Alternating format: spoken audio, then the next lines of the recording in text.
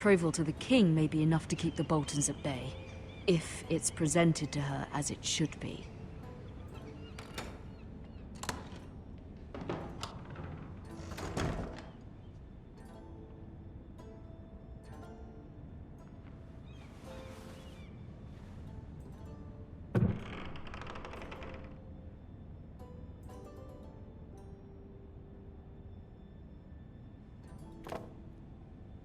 It was very kind of Lady Marjorie to give this to me. It once belonged to Lady Elena.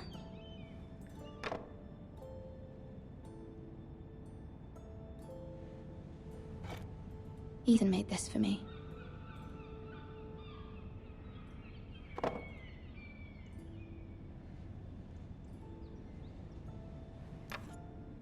Asher sent me this coin to remember him. What a strange place, Essos.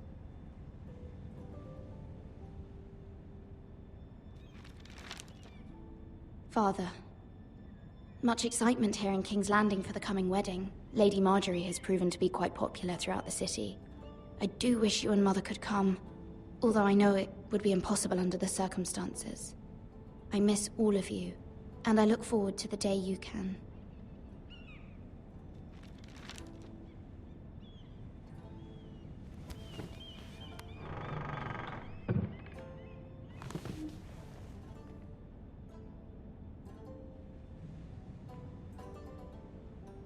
Wonders Made by Man, by Lomas Longstrider. A gift from Roderick. I hope to see them all someday.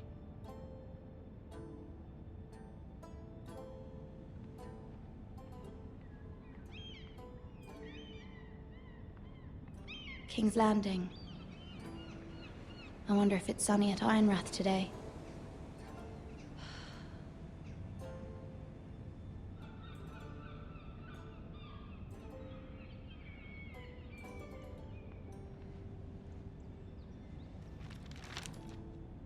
It troubles me to even ask this of you, but you must appeal to Lady Marjorie to intervene on our behalf.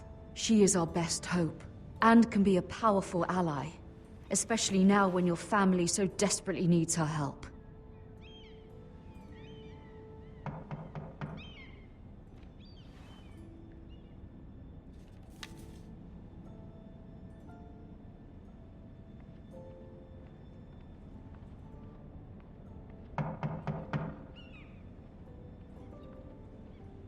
One moment.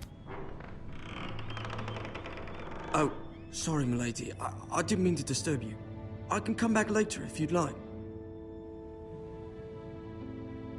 Later would be best. Of course, ma'am.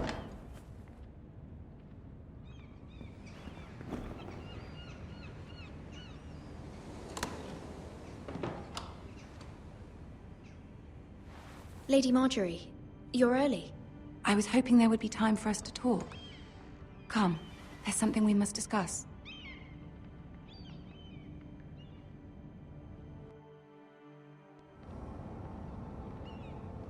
From the day you arrived in Highgarden, I've thought of you more as a friend than as my handmaiden.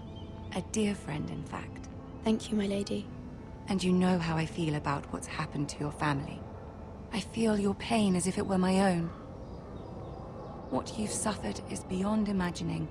My family wrote me, my lady. I don't doubt they must be overcome with grief. But you must not despair. We will get through this together. You must understand there are limits to what I can say, especially here in King's Landing, now that I am to be queen. To have a handmaiden from the north whose family fought for Robb Stark. It raises questions at a time I can least afford. Cersei herself cornered me this morning outside the Royal Sept. She mentioned the Northern girl in my service, and she painted you a traitor. She was very pleased with herself. Her face was full of mirth as she said it. I'm not a traitor. Of course not. It's only an excuse to torment you, and by extension, me. She demands an audience. She wants an apology of some sort, for what I don't know, but She's waiting for us now, and I promised I would bring you to her. I wouldn't ask this of you if it were not important. I cannot afford any conflict with Cersei with the wedding so near. I'll do as you ask, my lady. I knew I could trust you. Humor her. Tell her what she wants to hear. See if the Queen Regent is ready to receive us.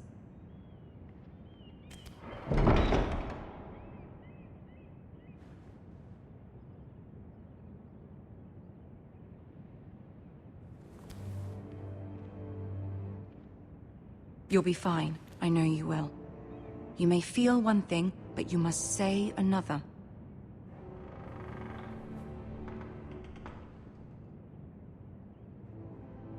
Good luck.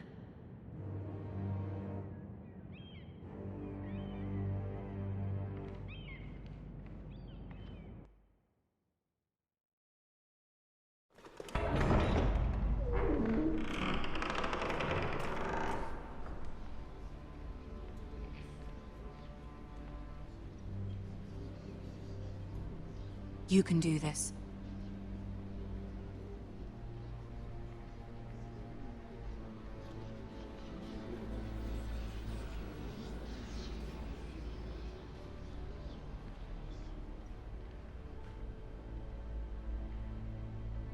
Ah, Lady Margaery. Aren't you looking lovely this evening? Lord Tyrion. Your Grace? With your permission, allow me to introduce Lady Mira of House Forrester.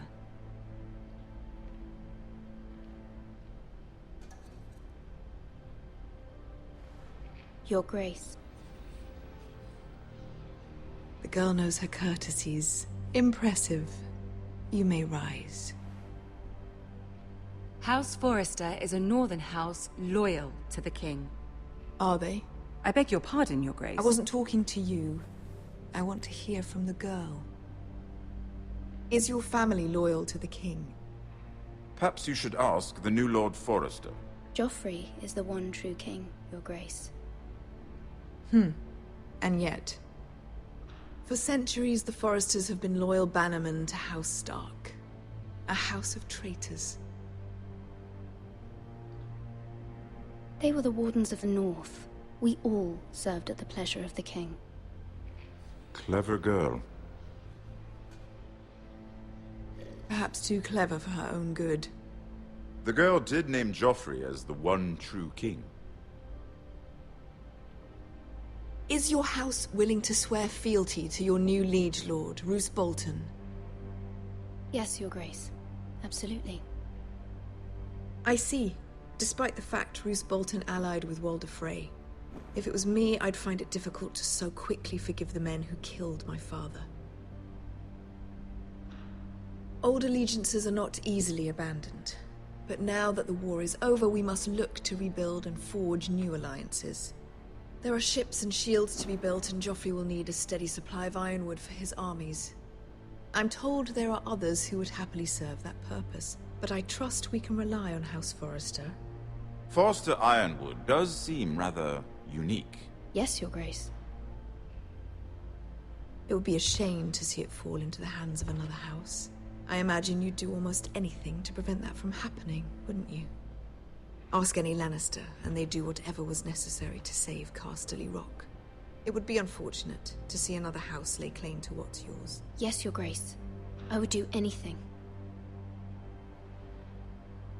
I see. What would you have the girl do, Cersei? It's not as if she fought beside the Starks, wielding a battle axe for the Northern Army. It raises an interesting question, I suppose. Can we truly blame those who end up on the wrong side of the war? Our dear Margaery here was betrothed to Renly Baratheon on the false assumption that he would one day rule the Seven Kingdoms. Can we fault her for her mistake? Should she be held accountable? I won't judge her, Your Grace. I wasn't there. I didn't face her decisions. Aren't you a delightful girl? If only one could flit through life without ever holding an opinion of their own. If there's a point to this, I hope you find it quickly. Loyalty can be such a hard thing to define.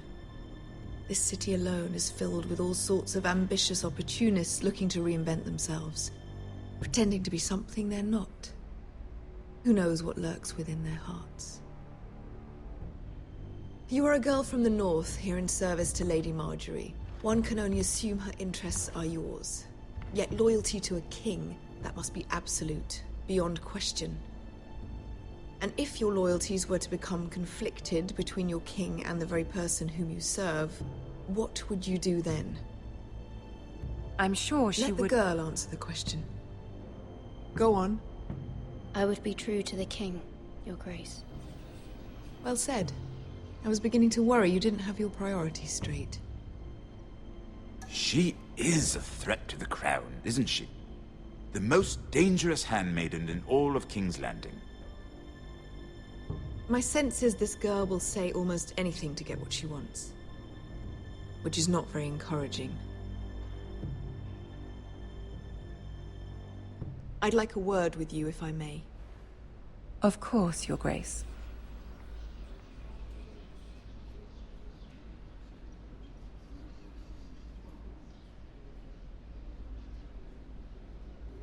I'll walk you out. This may come as a surprise, but I met your father once, at the tourney at Lannisport. Even then he didn't trust Roose Bolton. We only spoke briefly, but your father struck me as an honorable man. You have my condolences for his loss. These would be trying times for your family, even under the best of circumstances. Thank you, Lord Tyrion. That's very kind of you to say. That certainly took courage. To so publicly declare your loyalty to Joffrey for all to hear. Poor Lady Marjorie was humiliated, although Cersei seemed quite pleased. It was quite the first impression. I, of course, found it all highly entertaining. I did it for Lady Marjorie. Rather odd, if that's what she asked of you. But I'm sure she has your best interests at heart. My sister and I have our differences. She takes great pleasure in her little charades. I take mine in thwarting them. We must find our amusements where we can. She threatened to give your ironwood to another house. It is the Master of Coin who decides such matters. The Crown needs boats. Boats need wood, and I speak for the Crown in this regard. Not her. You can help my family. I suppose the Crown could be persuaded to secure ironwood from House Forrester.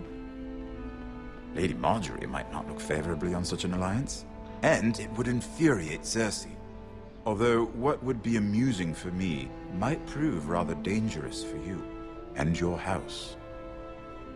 Are you willing to risk that? It may be far too dangerous. In fact, forget I even suggested such a thing. It's a risk I'm willing to take, Lord Tyrion. Please. You are a brave girl, aren't you?